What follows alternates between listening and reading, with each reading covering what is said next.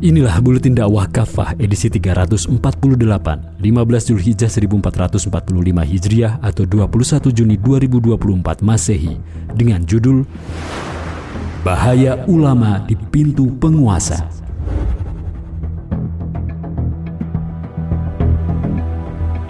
Menteri Investasi atau Kepala Badan Koordinasi Penanaman Modal BKPM Bahlil Lahadalia berencana untuk memberikan wilayah izin usaha pertambangan kepada organisasi masyarakat atau ormas keagamaan mendatangkan protes.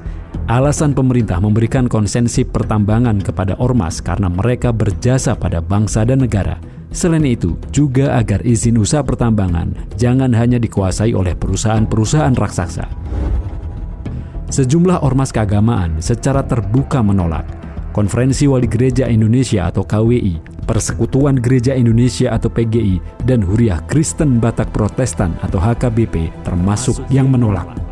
Dari ormas Islam, baru PBNU yang menyatakan menerima tawaran konsesi tersebut dengan alasan karena mereka membutuhkan. Fitnah untuk ulama. Selain soal kerusakan lingkungan, pemberian konsesi pertambangan dikhawatirkan menjadi alat untuk mengambil hati ormas Islam dan tokoh-tokohnya. Akibatnya, para ulama akan berada di barisan kekuasaan. Saat demikian, penguasa mendapatkan legitimasi atas berbagai kebijakannya yang bisa merugikan masyarakat dan bertentangan dengan syariah Islam. Bisa juga fatwa ulama dipakai untuk menutupi berbagai borok-borok kekuasaan. Ini tentu mencemaskan. Pasalnya, banyak kebijakan rezim yang merugikan masyarakat dan menguntungkan oligarki. Misalnya saja, politik dinasti, bancaan berbagai jabatan dan kekuasaan untuk kalangan penguasa, pelemahan pemberantasan korupsi, kenaikan PPN menjadi 12,5%, pungutan tapera, krisis rupiah terhadap dolar, utang luar negeri yang makin bengkak, judi dan pinjaman online yang makin merajalela, dan lain-lain. Semua itu disebabkan oleh buruknya pengelolaan negara dan masyarakat dan menyalahi syariat Islam. Dalam kondisi demikian, tentu bencana bagi umat jika para ulama malah menjadi stempel kebijakan zalim penguasa atau malah menjadi bumper penguasa untuk menghadapi umat. Baginda Nabi SAW mengingatkan bahwa golongan yang menjadi penyebab terbesar kerusakan umat adalah para ulama yang menjadi fasik. Sabda beliau, "Kerusakan umatku adalah oleh ulama yang jahat dan orang-orang bodoh yang beribadah tanpa ilmu. Seburuk-buruknya kejahatan adalah kejahatan ulama." Hadis riwayat Ahmad. Sebab itulah Rasulullah SAW mengingatkan para ulama agar berhati-hati dalam berinteraksi dengan penguasa. Bahkan sekedar mendekati penguasa saja bakal mendatangkan fitnah.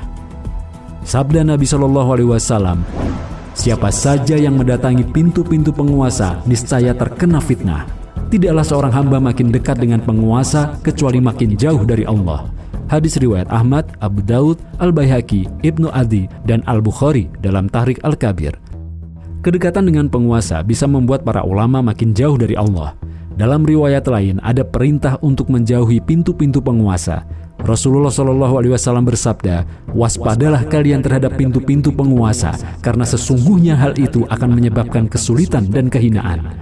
Hadis riwayat At-Tabrani dan Ad-Dailami. Al-Munawi dalam kitab Faidul Qadir menjelaskan hadis di atas bahwa pintu-pintu penguasa akan menyebabkan kesulitan besar bagi ulama serta mendatangkan kedudukan yang hina di dunia dan di akhirat. Ulama lain, Syekh Al-Mubarakfuri dalam kitab Tuhfahul Ahwazi menerangkan sabda Rasulullah SAW, "Uftutina" mananya adalah waqa'afil fitnah, terjatuh ke dalam fitnah. Sebabnya, jika ulama telah menyetujui penguasa atas kebijakannya yang menyimpang dari syariah Islam dan memuji-muji penguasa itu, maka sungguh dia membahayakan agamanya. Sebaliknya, jika dia menyalahi penguasa yang menyimpang, itu maka boleh jadi dia membahayakan dunianya. Para ulama salafus sholih memberikan teladan dengan tidak gegabah mendatangi istana-istana para penguasa. Imam Malik misalnya pernah menolak permintaan Khalifah Harun ar-Rasyid agar datang ke istana beliau untuk mengajarkan agama kepada keluarganya. Imam Malik mengeluarkan pernyataan yang masyhur yang ditunjukkan kepada Khalifah Harun ar-Rasyid, "Al-ilmu yu'ta wa la ya'ti." Ilmu itu didatangi, bukan mendatangi. Bahkan para ulama terdahulu tidak suka mendatangi para penguasa, apalagi untuk mendapatkan jabatan dan kekayaan. Mereka menggolongkan perbuatan itu sebagai perilaku yang menjijikkan. Muhammad bin Maslamah rahimahullah berkata, Lalat di atas kotoran lebih baik daripada ulama yang berada di pintu penguasa. Meski begitu, bukan berarti tidak ada ulama yang mendatangi para penguasa. Namun kedatangan mereka bukan untuk mencari harta dan jabatan, tetapi untuk melakukan amar ma'ruf nahi mungkar serta mengoreksi sikap keliru dan zalim para penguasa. Mereka melakukan apa yang diperintahkan baginda Rasulullah SAW. Pemimpin para syuhada pada hari kiamat adalah Hamzah bin Abdul Muttalib, dan seseorang yang berdiri di hadapan penguasa yang jahat, lalu dia melarang penguasa jahat tersebut dari kemungkaran dan menyuruh dia berbuat kemakrufan. Namun kemudian penguasa itu membunuh dirinya. Hadis riwayat At-Tabarani. Namun jika para ulama datang kepada para penguasa sekedar menjadi stempel mereka dan menjustifikasi kebijakan zalim mereka, maka Allah SWT mengingatkan dalam Quran surat Al-Hud ayat 113 yang artinya, janganlah kalian cenderung kepada orang-orang yang zalim yang bisa menyebabkan kalian disentuh api neraka. Sekali-kali kalian tidak mempunyai seorang penolong pun selain Allah, kemudian kalian tidak akan diberi pertolongan. Butuh ulama pejuang. Dalam kondisi yang rusak saat ini, para ulama justru harus hadir melakukan amar ma'ruf nahi mungkar, mengoreksi penguasa dan menyerukan Islam sebagai satu-satunya solusi terbaik untuk negeri. Para ulama harus mengingatkan para penguasa bahwa penyebab krisis multidimensi yang melanda negeri adalah karena syariah Islam tidak diterapkan untuk mengatur negeri ini. Terkait kebijakan pertambangan misalnya, ada 3 persoalan yang mestinya disampaikan oleh para ulama. Pertama, mengoreksi rezim atas kebijakan pertambangan yang hanya menguntungkan oligarki, tidak mensejahterakan rakyat, tetapi justru menciptakan berbagai bencana dan kesusahan. Fakta menunjukkan pertambangan batu bara misalnya, baik legal maupun ilegal, telah membahayakan dan merugikan warga sekitar. Ribuan lubang bekas tambang yang dibiarkan terbuka menyebabkan banyak jatuh korban meninggal karena terperosok atau tenggelam. Ketersediaan air bersih juga terancam akibat pencemaran pertambangan yang mengancam manusia, ternak, dan tanaman. Sebaliknya, warga sekitar justru jauh dari sejahtera. Bahkan hidup mereka semakin berat karena terdampak kerusakan lingkungan. Riset jaringan advokasi tambang atau Jatam menunjukkan 80% dari seluruh wilayah tambang di Indonesia beresiko terhadap ketahanan pangan dan berujung pada kemiskinan. Hanya para pemilik pertambangan yang diuntungkan dengan bisnis mereka. Para penguasa juga harus diajari bahwa Islam mengharamkan tindak kemudorotan bagi lingkungan, apalagi bagi manusia.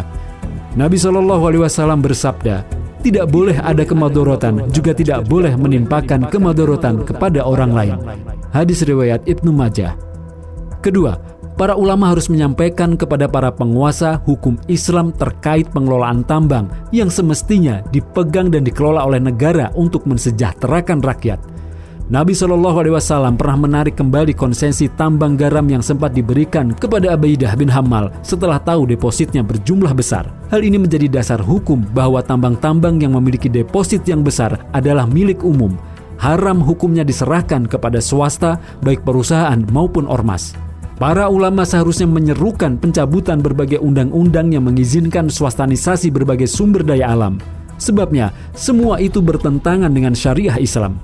Menurut syariah Islam, semua sumber daya alam yang menjadi hajat hidup publik adalah milik umum yang harus dikelola sebaik-baiknya oleh negara. Nabi SAW bersabda, kaum muslim berserikat dalam 3 perkara, yaitu padang rumput, air, dan api. Hadis riwayat Abu Daud dan Ahmad. Ketiga, para ulama berkewajiban menyadarkan umat dan menjelaskan kepada mereka bahwa pangkal kerusakan hari ini adalah ketiadaan penerapan syariah Islam dalam berbagai bidang kehidupan.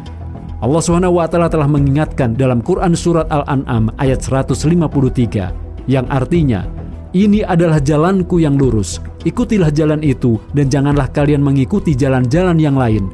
Sebabnya jalan-jalan itu akan mencerai-beraikan kalian dari jalannya. Semoga para ulama tidak terjebak fitnah penguasa, lalu berpaling membenarkan kedustaan dan kezaliman mereka. Sungguh betapa keras ancaman Allah SWT terhadap para ulama yang bersekutu dengan para penguasa yang zalim.